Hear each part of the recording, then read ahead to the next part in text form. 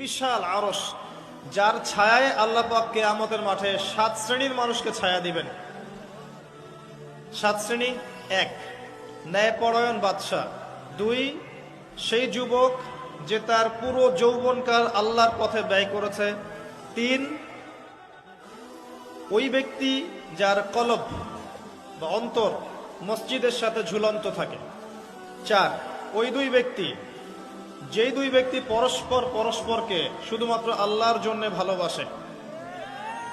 5, ওই যুবক যাকে কোনো সুন্দরী নারী আহ্বান করেছে জেনার জন্য, কিন্তু সেই যুবক বলেছে আমি আল্লাহকে ভয় করি।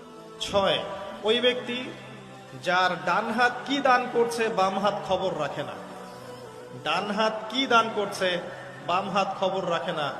7, ওই ব্যক্তি যে নীরবে নিভৃতে আল্লাহর কথা স্মরণ করে।